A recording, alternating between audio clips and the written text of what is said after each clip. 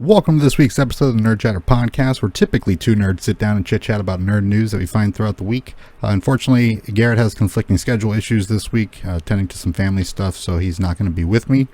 So we're going to just go and fire through the roundup, got some juicy news. Actually wasn't going to do the show, but woke up to some big news this morning and figured, you know, why not just run through it and get it out there, make sure we don't miss anything and have a longer show the following week. As always, I do like to go over some of the free games or heavily discounted games that I come across throughout the week. First and foremost, some of you might have heard, Sims 4 is going free on all platforms starting October 18th. Relatively big news, but you know, I think anybody that's played Sims 4 in particular knows about the DLC issue with that game and how incredibly expensive it is to get all of it. So, tread carefully with that game. It is fun though, base game. But really, you don't get into the juicy stuff until you start paying $20s of dollars at a time, you know. So tread carefully on that one. But free October 18th. Secondly, on the Epic Game Store until September 22nd, you have Spirit of the North, which is kind of like an indie action-adventure game. Centers around gameplay featuring a red fox and a mystical plot. I think there's like a fox spirit, and he's imbued with the power and that type of stuff. So looks fun, but free is always a good price. So go ahead and check that out over on the Epic Game Store. And while you're there, you can also check out The Captain. It's a pixel art 2D adventure game set in space on alien worlds. Very detailed pixel art, quite beautiful, but again, free. So check that one out. Same date, September 22nd for that one. Now, typically we have a couple stories we like to talk about, and admittedly a little bit too long, but this week we're just going to go ahead and fire through the roundup since I'm doing it myself. I'm not going to have anybody to chat with, so I got some blurbs and some stuff that I wrote down here. I'm just going to read them off. We'll do the plug and we'll call it a day. But first and foremost, waking up this morning, actually, on Sunday, this is the 18th, major Rockstar leak as a user on the GTA forums leaked over 90 clips of a QA testing for the upcoming entry in the Grand Theft Auto lineup. Featuring a Latina protagonist and a male side character, the short clips range from a few seconds to a lengthy interaction with police as two characters attempt to rob a restaurant. The clip shows gameplay of AI interactions with an apparent ability to trigger commands to AI when a weapon is pointed at them. The rest of the clips are bugs associated with a wide variety of gameplay scenarios, from water visual bugs and cover animations to invisible walls and AI shootout mechanics. Rockstar quickly rushed to remove the footage from the internet, but due to the size of the leak, it seems it may be impossible by this point. People closely associated with Rockstar have commented that this is a nightmare scenario for Rockstar, and just this morning, the leaker reached out to Rockstar via the post on the same forums, stating they wanted to make a deal. So, definitely nefarious in this sense, very cocky. I believe that there was an issue with Red Dead Redemption 2 where they did track down the leaker, and that person definitely paid for it. So I'm not sure if that's going to follow suit with this particular situation, but I did have an opportunity to wake up and quickly absorb all this information and see all these video clips. There's also a 50-plus minute long compilation of all the clips, and really it was a QA tester working remotely and sending his findings off to another studio, but you could see debug, you could see the code, you could see, what was going on, stuff like that. It was a little shoddy. You could tell that it wasn't recent. You could tell that it was probably from over a year ago. Very, very kind of bare bones, but the world is there. The base mechanics are there. They're a little bit buggy. AI getting hung up, T-poses, the usual stuff. But they're looking past that. That's not what the game was, or that's not what the clips were. They're not. It's not gameplay footage. These are people who are specifically finding bugs and things that are wrong to send to somebody to fix, and presumably have long since fixed those things and moved on. And a comment made by Rockstar did kind of verify that claim in regards to it being older footage, saying that it was early build footage. That is unfortunate that it leaked. You have a lot of journalists speaking about the unfortunate nature of these types of leaks and how it does negatively affect the impression that the game gives on potential customers in the future. But from what I saw, it looked impressive. It looked like GTA, but with really impressive character models. The animation still looked buggy, but you could tell they were unfinished. But the models themselves are very realistic, a lot more detailed. The faces look really good. The body dimensions look even more accurate than GTA. And some of the movement looked a lot more natural.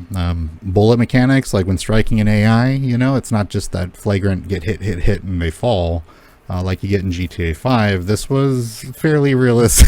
It looked fairly realistic in regards to the impact that the bullets were making to like the cops and stuff like that. So the overall feel of it felt a lot more real, but it still felt really within the Rockstar wheelhouse, the GTA wheelhouse. You know, and it looked good. It looked very grimy. It was definitely Vice City, confirmed. You could tell, and then on top of it, you know, there was a lot of, I don't want to say a lot of, but there was a number of brandings in certain clips that showed, you know, like Vice City Police and, you know, Vice City Metro and stuff like that. So it is going to take place in Vice City. But as for the like environment, I'm sure it's going to have like an adaptive or kind of always changing climate or weather or what have you. But in this particular case, it just looked like I was in, you know, the outskirts of San Diego. You know, I live down there, and you know, it gets a little more flat, a lot more like rolling hills, and it's a lot more brown, and the air is like dusty, you know, so there's like, it's kind of like fog, but also just kind of like dusty air. It had that vibe. It had a very like realistic, lived in, I don't know if anybody's seen Falling Down, but if you watch like Falling Down, you kind of get that grimy, orangish, gray feeling. It had that. So, you know, whether or not that's going to change when you get in downtown, there's bright lights and stuff like that. But the outskirt, like suburb neighborhoods and things like that in the clips were definitely lived in. So it's not a very polished world from what I saw. There was also clips where the person was kind of interacting with an AI in a somewhat cinematic, like an in-game cinematic scene inside a strip club, and you could see, you know, the strippers dancing. You could see like AI kind of interacting.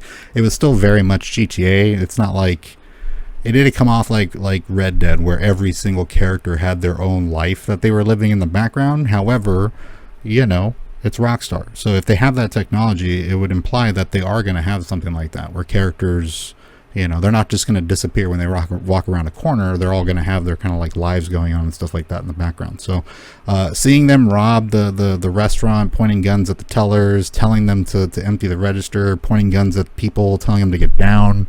There was a prompt, I believe, that popped up where the person was selecting, you know, what to do, and they were kind of following commands. You could hear AI in the background talking to other AI, saying that they're thinking they're going to run. So it's like you can, you know, interact. It felt a lot more lived in, realistic and stuff like that. So a major leak, however, I tweeted out, you know, it's like, I don't see this as a huge big deal. You know, I did see a lot of tweets following this where it's like, damn, this game looks like ass. And I mean, you can't cure stupid. You know what I'm saying? Like, they don't understand what these are. They can't possibly fathom the process that's involved with this, or why these clips even exist. But you're always going to have stupid people saying stupid stuff. However, I think for people that are realistic and have kind of always wondered why, you know, why there's always delays and stuff like that, you know, you got a handful of QA testers who are their task is to sit there and do the same things over and over again until they create an issue, so that the issue can be resolved before it's released and other people find it. So that's a tedious task compared to millions of people doing it all at once in the first like hour of a game release and breaking the game. That's a huge task for these QA testers and analysis to go in and find and fix these issues that you don't even know they exist. You have to go and find them, you know, create them by just doing mundane things like jumping over this wall or jumping over this wall 68 times, 69 times, you know, will break the gas station down the street. You know, like it's an unfathomable amount of labor that's involved with QA on these types of games. So I think having the ability to see this process and understand and say, oh, wow, this is, you know, it's very mundane. You know, this door opened weird. Now this person has to sit here for 15 minutes and do it over and over again until they find out where the issue is and where it's coming from, and then clip it and send it off to get it, you know, taken care of. And I think it's insightful. I think it's. I'm also impressed with what I've already seen, and kind of seeing it, knowing that it's not finished, because you can tell. And it's like, it's not even close to Rockstar quality. So, you know, it's like, what are you going to doubt Rockstar quality? It's going to be amazing. However, the mechanics and stuff in there, the small changes that I see, look like it's going to just make GTA like a more fun experience to play with, you know. And if it does lead in with Lua and you can modify, and, you know, there's a PC release at launch, which doubtful, you can't sell a second copy if that's the case. But, you know, you look at the half-year or year delay for PC release, and then another 6 to 12 months, depending on the code that's involved. You know, you'll have these 5M servers start popping up. with GTA 6 custom servers and RP and stuff like that. And from what I see, it's just going to be more fun, more in-depth, more mechanics, more realism for that type of experience in a Miami setting. So looks good. If you can run across the clips, maybe check them out. I was going to put them in the description. Unfortunately, the ones that I compiled this morning are already taken down. So I think it's just, go find them on your own and enjoy, but keep in mind that it is really early build.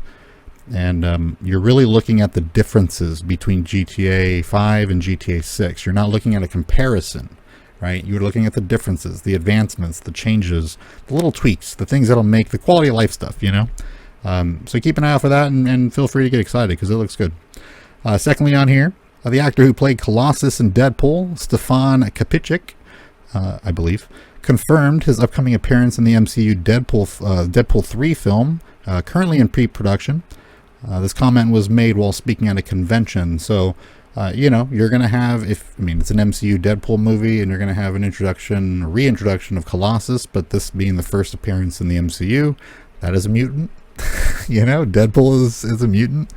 So, yeah, that might be some way of bleeding in the X-Men a little easier, too, down the line, is just by kind of bringing in Colossus from an already existing type of movie timeline. But that is kind of like a soft confirmation. Deadpool 3 is being made. It's already in pre-production. I think I've seen Ryan Reynolds kind of working out and getting yoked up again. I believe he's expecting another baby. Congratulations.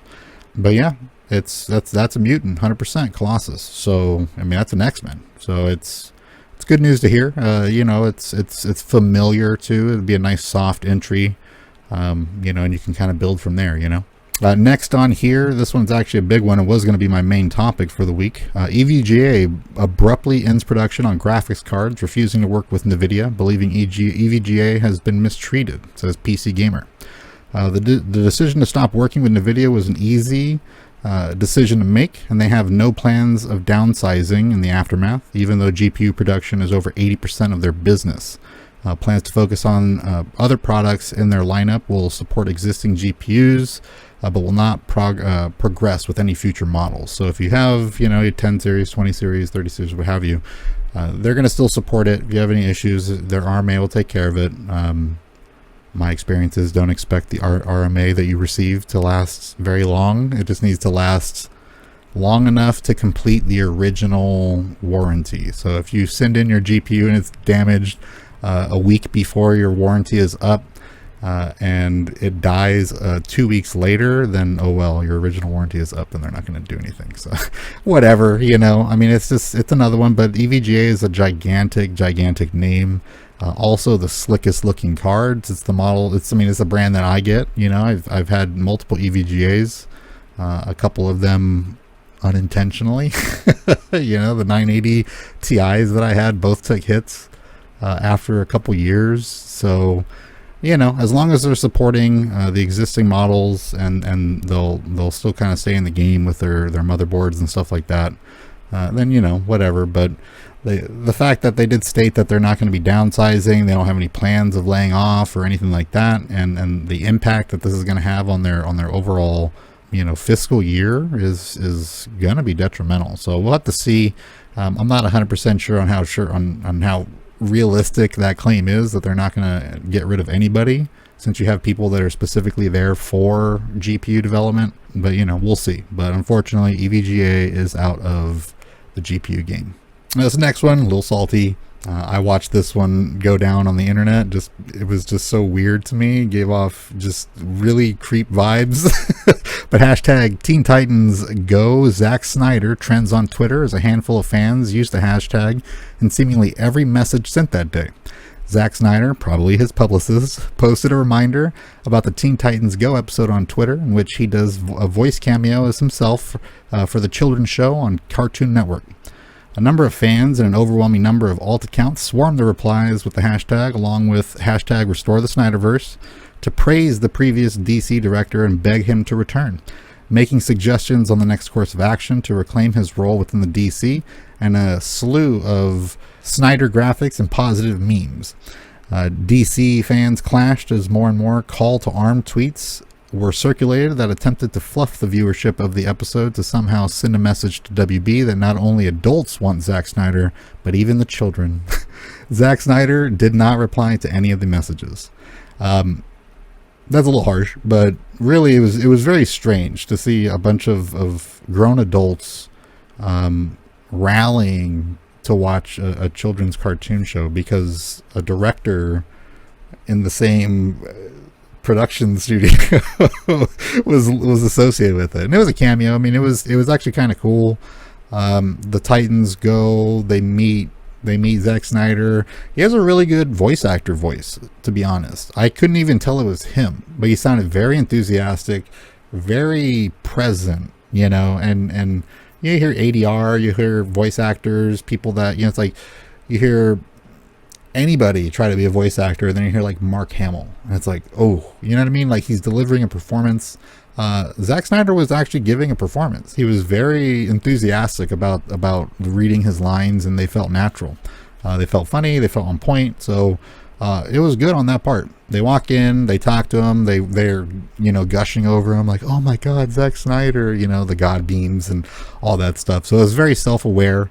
And then they kind of hint at, like, well, what would we be like in your style and stuff like that, or they make kind of that imply of like, we're obviously two different styles. So the episode turns into kind of like I don't want to say anime, but it's like a DC animation level cinematic where the Titans are grown, they're more realistically designed, they look more like your adult DC animations, very typical of it. It wasn't very different at all. It was just very image driven of the Snyder world, where it was kind of like a nightmare scene, and it was the parademons flying around, and Darkseid was standing there, that type of thing, so it was fun, and it was enjoyable to watch. And then the episode just kind of went about itself. It was a nice little chunk, but it was just a cameo. But the fallout from that, it was like, this is it, DC has decided, he's back, this is it, boys, blah blah, the typical stuff. So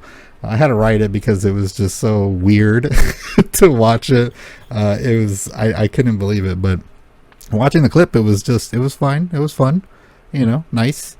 He put some time aside, he probably committed to that like a year ago, or something like that. It's just how it works. They didn't call him last week and he stopped production on or just left, Rebel Moon to go do a clip it was ages ago. So, whatever. It's fun to see, but the reaction to it was way over the top and kind of cringe. So, there was that.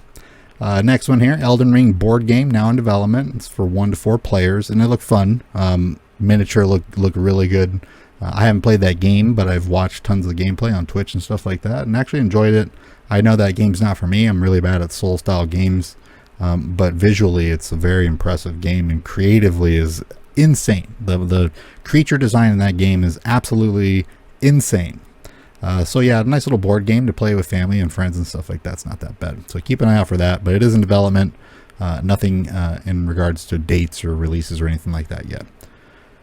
Next one, HBO Max cancels J.J. Abrams-led Constantine series and announced a sequel to the 2005 film starring Keanu Reeves and Francis Lawrence, the director, and Keanu Reeves himself to return. Show will be shopped out to other platforms like Netflix and stuff like that. I'm a big fan of Constantine. I loved that movie when I was younger. I thought it was a good movie. I liked Keanu Reeves acting in it for the most part. This is where he started to turn to the new Keanu Reeves. It's where he started doing the grimy, quiet, kind of disgruntled look, brooding.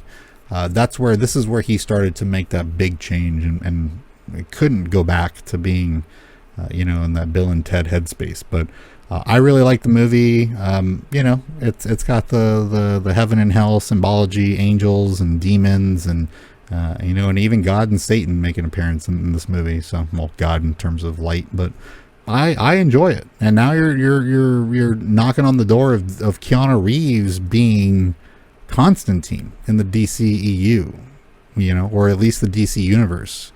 I don't know the actor's name. I do know that there's Constantine that's active and making appearances with the beige trench coat and that type of thing. From what I've seen, actually, it looks pretty good. He looks very much like the comic book character.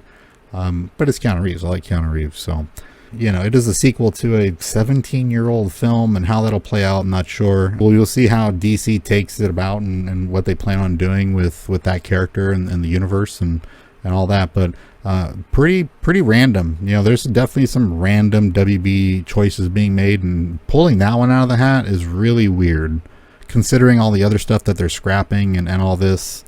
I'm trying to pin down where their head's at, but it's actually fairly difficult. So, not sure. Moving on, it is confirmed that PSVR games will not be compatible with PSVR 2 headset. This coming just 24 hours after Sony criticizes Microsoft's Blizzard Activision deal as having negative implications for gamers. So the irony there, is that they're here talking about limiting the experience for gamers, and they're railing on Microsoft for this Activision deal, and they're going on about gamers and gamers and gamers, and then just 24 hours later is just like, no, we didn't take the time to try to make the PSVR games compatible with PSVR 2. It's going to be one of those things, future date, maybe upgrade, they're going to throw in a price there, or it's going to be one game here and there. You'll never really have your full lineup, and you'll just be kind of left holding the bag with a headset that doesn't play the games you already own, which is always fun when it comes to Sony. Not surprising, however, kind of random, making these comments and things like that about fairness for gamers and stuff like that. So a bit unfortunate, but we will see. I'm actually personally interested in PSVR 2, but I would also need a PS5 before I take care of that. But as far as a headset that might get it done, the PSVR 2 seems relatively cheap. But they'll remedy that, I'm sure, at some point. But that was a bummer. Next one, Kraven the Hunter, the side character from the Spider-Man universe. Also, I believe, going to be one of the 2 or more villains in the upcoming Spider-Man 2, Marvel Spider-Man 2 for PlayStation, featuring Venom as well. I believe Kraven is going to be one of the main antagonists in that. However, it has been delayed. The standalone film has been delayed until October 6th. 2023. There was a big confusion as to whether or not he's actually going to be a hunter, because Kraven the Hunter is a big game hunter, and the reason he's going after Spider-Man is because Spider-Man is something to hunt. He's the rarest, and most difficult to acquire, so he's always just a nuisance trying to take out Spider-Man so he can put him on his wall. So it has a very particular mindset. It's a character you're not supposed to like. However, a lot of the comments that were being made was they're going to make changes that makes the character more appealing because it's going to be a standalone film, which is not what fans want. So we will see with that. However, delay on that one. Next one here, COD Modern Warfare 2 will feature a third-person mode for BR. 3 new modes announced: Knockout, eliminate the enemy team or grab and hold the neutral objective to win the round. Prisoner Rescue, it's win the round by successfully extracting the prisoner. And then Invasion, a frontline Slayer mode with the ground war maps, where you push the frontline further into your enemy's territory to win. So a couple cool game modes announced. I've been watching a lot of the beta gameplay. Looks fun, looks really good. As far as the game goes, level design looked great, movement looked fantastic, it looked fairly smooth. Bullet reg was clean, ADS was smooth and snappy, recoil was fairly low and satisfying. It looked like a good entry for COD. So this one's going to be like, even though I don't play COD very long, I play for like the first week before people figure it out, and then once it stopped being fun, I just stop. This might be one of those ones where it's like, I might be able to get some fun out of it and actually make it worth it. However, the third person on BR is kind of big. Anybody that plays PUBG, or its predecessor, PlayerUnknown's Battle Royale, I'm sure it's going to be lobby specific and preference and stuff like that, but the ability to pull out third person gives the BR feel. It's like Warzone, it was a BR, but the original BR always had that third person. The original BR, you utilized it, you swapped it back and forth. You did do wall peeks, corner peeks and stuff like that, but you utilized it, and everybody was kind of just playing with the same broken mechanics. So you made do, and out of making do, you kind of established a way for the game to be played. you know, and people will argue as to whether or not you should do that, have that, blah, blah, blah, and, you know, it's cheating, corner peeking, and stuff like that. It's like, well, it's just how it was made, you know what I mean? It was just how it was. So you dealt with it, and you learned with it, and you played it, you know, and because of that, that's just, it was part of BR back then. So them adding it, it's fun. It looks like it's fun, and it actually might bring me back to BR for a little bit. Next one here, Blade Runner sequel series announced, Blade Runner 2099, and it is, I think, it's shopped at Amazon right now too. So I think it's going to be popping up on Amazon. A lot of talk how it's going to stay true to the original films and yada yada. I'm not sure if it needs it. Blade Runner is a very particular film where you got to be really in the mood and not in the headspace to get bored or distracted, because it is a very slow movie. Blade Runner 2099 is very beautiful and shot well, and the acting's well. However, it is also slow. So a TV show, I'm not sure. As far as the pacing, it's gonna have to be a little bit different. So we will see that popping up on the Amazon Prime. I would say probably in the next year or two, but no dates or anything like that announced for that. Next one here, G4 TV already suffering massive losses as they cut their workforce just a year after relaunching. Not much to say here. It's kind of sad to see. You know, they had it on networks. People don't really watch TV very much anymore, and the team was fairly big. I think it could have been handled pretty low key, handful of people, and done as like a YouTube channel and made well over enough to keep it going. But I don't think that G4 can kind of survive in the free consumption world of like post YouTube and stuff like that. I mean, YouTube was around back then. However, it wasn't what it was now, you know. Now it's a bit different. You can go and find 1,000 people talking about the same topic. That's not how it was back then, and you got on it for the kind of the camaraderie that you got from the team on the show, and the way they came back was a little cringy and just out of time, you know. So best of luck for them. Hopefully they can downsize accordingly and save it. But yeah, unfortunately they're cutting their workforce. Next up, the Guardians of the Galaxy Holiday Special is confirmed as a special presentation. Its clarification by James Gunn states that these special presentations are properties that exist within the MCU but are not a part of the films or series. So it's like, I don't know, what's a good example? I mean, it's like a movie. It's like the movie in Home Alone, right?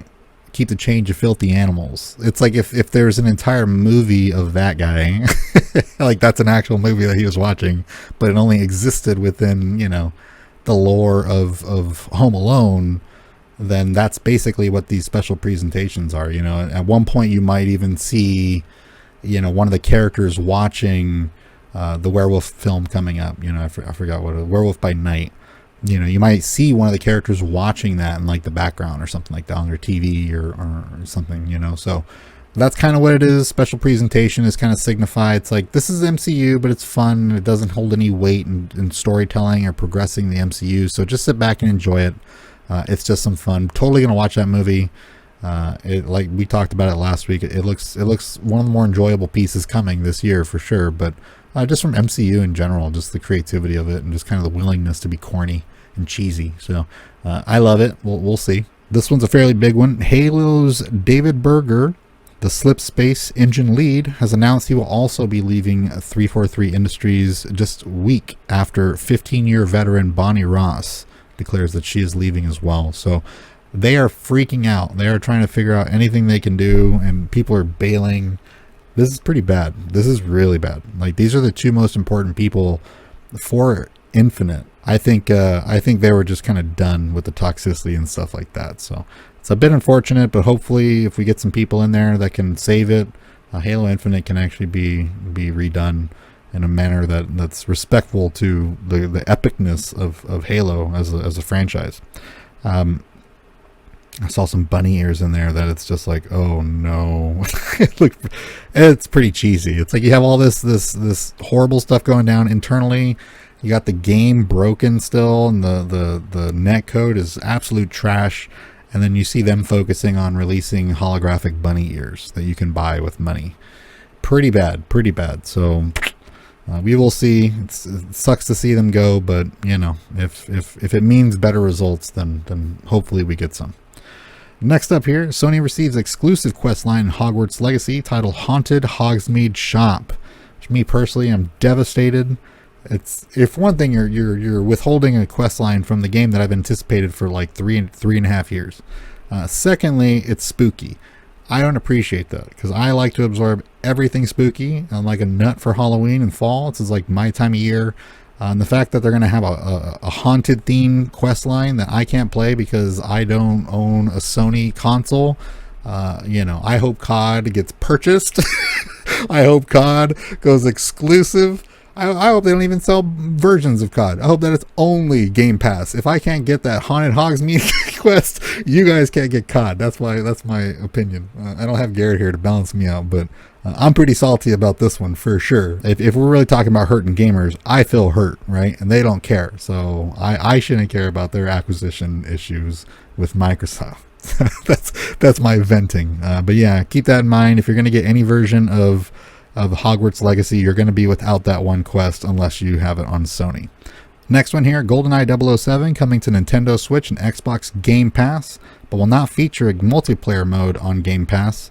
And the fan base is shook. I'm not sure about Nintendo Switch if it's going to have multiplayer, or maybe. However, I do know that the Xbox Game Pass has been clarified to not have a multiplayer mode, which everybody knows that's why everybody loved. I mean, 007 was dope back in the day. I played it a ton.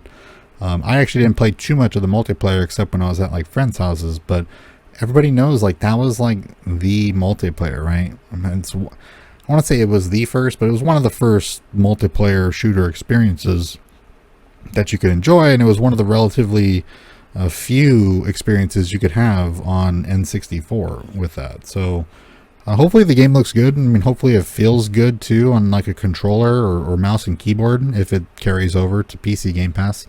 Because I actually enjoyed that game. I remember the music and the environments and the characters and the horrible face designs. I remember the dam. I remember all that. So I'd love to get back to it and play it. I'm kind of interested in the Switch version, to be honest. That seems like a game I'd enjoy having mobile and just kind of be able to play it like on a plane and stuff like that. So we will see. I didn't see a date for that one. I do apologize, but it is what it is.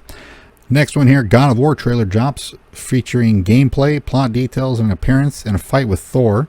You get Mjolnir, you get Thor handling the hammer and fighting. I think there's a clash between the axe and the hammer. Super good. It looks enjoyable, and if you're into those games, definitely check out the trailer. HBO acquires Andrew Callahan's Channel 5 documentary about the January 6th Capitol riots. Super dope. It's a YouTuber. Andrew Callahan used to have a channel called All Gas No Breaks.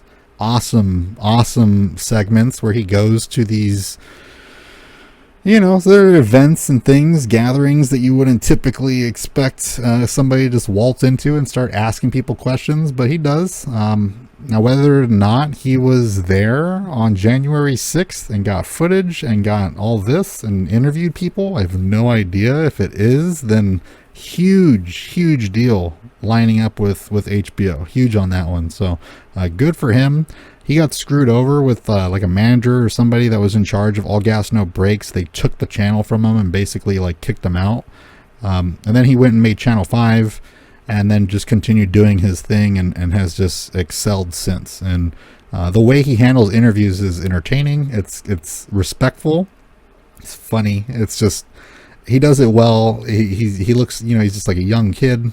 Let's say young kid. He's probably like early 20s or whatever. But, he goes out there in his beige suit and his sneakers and he's, shirts untucked and he's just out there and interviewing people and they're just going on and on and on. Just, go to Sturgis and just talk to a bunch of people and they're just all drunk and belligerent and it gets dodgy at times, but very entertaining. So All Gas No Breaks if you can find those original videos, but Channel 5 is the YouTube channel to check out.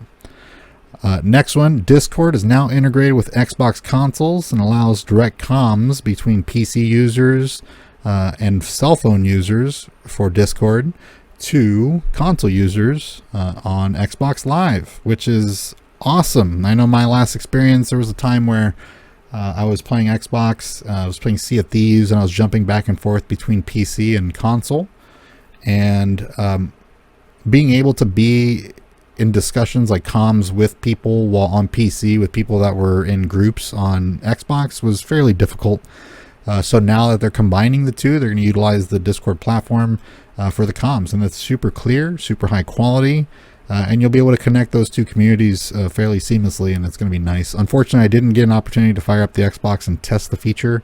However, I can't really consider that to be any negative, effect, because to be honest, it was a bit outdated previously. So to see Xbox Live get a little upgrade on their voice comms is nice, and this is like the most solid choice you could take.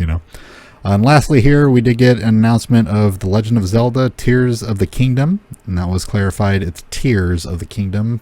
People were speculating online, even asked if it was Tears of the Kingdom or Tears of the Kingdom, however it is Tears. And that releases May 12th, 2023. And that's going to round it up for this week's episode of the Nerd Chatter Podcast. Hope you guys enjoyed. A little bit rapid fire on the news delivery this week. Ideally, we're going to try to keep these shows a little bit shorter than we have been. Try to keep them around an hour. So in the future, we're probably going to pick a handful of things to talk about in the roundup really quick, and then just rattle off the rest and kind of divert people to the Twitter so they can look up on these articles themselves, and try to keep things down to a little more of a confined time space for like an hour and stuff like that. So we'll work on it. But if you want to check out some of our social media, we have Instagram, Twitter, Twitch, Facebook, all that good stuff at Nerd Chatter Show. Do some live streams over on Twitch. Probably check that out on Saturdays afternoons or midday, what have you, around there. You can also find all the episodes of the Nerd Chatter Podcast anywhere you can find podcasts, including Spotify, Apple Podcasts, Google Podcasts, YouTube, and more. Basically anything. Just type in Nerd Chatter Podcast and we will be there. If you're interested in becoming part of the community, you can join our Discord where we share some random things, the free games of the weeks, trailers, leaks. You would have definitely seen the Rockstar leak if you're in there. So definitely head on over there and, get in on it a little bit. And also you can head on over to our Patreon where we have Patreon specific content for our supporters.